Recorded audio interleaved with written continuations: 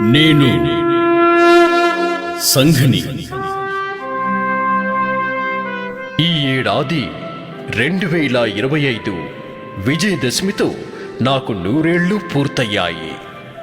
1925వ సంవత్సరంలో విజయదశమి రోజున నాగ్పూర్లో డాక్టర్ కేశవరావు బలిరామ్ హెడ్గేవార్జీ సంఘ్ అనే విత్తన రూపంలో నన్ను నాటినప్పుడు నేను భవిష్యత్తులో మహా వటవృక్షాన్ని అవుతానని ఆనాడు ఎవ్వరు కూడా ఊహించి ఉండరు.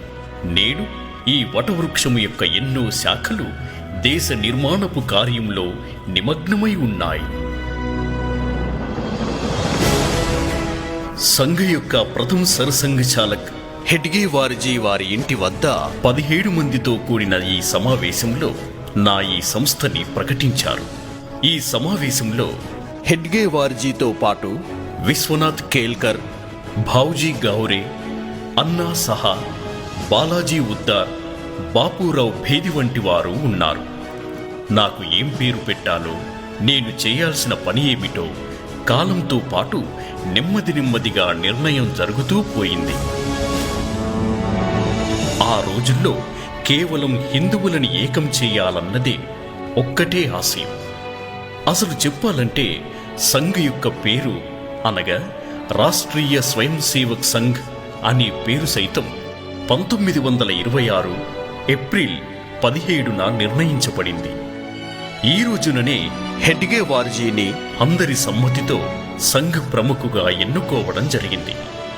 కానీ సర్ సంఘ్ చాలక్ వారిని మాత్రం 1929 నవంబర్లో నియమించడం జరిగింది. నా పేరుకి గుర్తింపు వచ్చే కంటే ముందు 3 పేర్లపై చర్చించడం జరిగింది. అవేమంటే రాష్ట్రీయ స్వయం సేవక్ సంఘ్, జరీ పట్కా మండల్, ఇంకా భారతోద్ధారక్ మండల్. వీటి కోసం ప్రత్యేకంగా ఓటింగ్ కూడా జరిగింది. పేరును పెట్టేందుకు సమావేశమైన 26 మంది సభ్యుల్లో నుండి 20 మంది సభ్యులు రాష్ట్రీయ స్వయం సేవక్ సంఘ్కే తమ ఓటు వేశారు. ఆ తరువాత ఇక నేను అనగా ఆర్ఎస్ఎస్గా ఉనికిలోకి వచ్చాను. గత కొన్ని దశాబ్దాలుగా దేశ మూలమూలల్లో సంఘ్ యొక్క శాఖలు నిర్వహించబడుతున్నాయి. హెగ్డేవార్జీ వ్యాయామశాలలు ఇంకా అఖాడాల ద్వారా సంఘ్ కార్యాలని ముందుకు నడిపించారు. ప్రతి ఒక్క స్వయం సేవకుని ఆరోగ్యవంతమైన మరియు క్రమశిక్షణతో కూడిన స్వయం సేవకులా మలచాలన్నదే వారి తపన. ఈ నా 100 ఏళ్ల పయనంలో నా వంటి సమాలోచనాపరులు అనుబంధ సంఘాలతో కలిసి నేటికి ప్రపంచవ్యాప్తంగా 40 దేశాలకు విస్తరించి ఉనికిలో ఉన్నాను. కానీ ఈ నా పయనం అంత తేలికగా ఏమీ సాగలేదు. నాపై ఎన్నో ఆరోపణలు, విమర్శలు కూడా చేశారు. అంతెందుకు కొన్నిసార్లు నన్ను నిషేధించారు కూడా. ఇలాంటి సమయంలో స్వయం సేవకుల పట్ల అమానుషంగా ప్రవర్తించిన సందర్భాలు ఉన్నాయి. అయినా గాని మేము విరవలేదు. ఎందుకంటే మా లక్ష్యమే మాకు ముఖ్యం కాబట్టి. మేమంతా కూడా ఈ విషమ పరిస్థితుల్లో సమంగా ముందుకు కదులుతూ పోయాం. ఎందుకంటే మా లక్ష్యం చాలా పెద్దది కాబట్టి. సంఘకి వ్యతిరేకంగా కొందరు దుష్ప్రచారం చేసినా కూడా సమాజంలోని ఓ పెద్ద వర్గం వాళ్ళు సంఘ్ యొక్క సేవాభావాన్ని గమనిస్తూనే ఉన్నారు.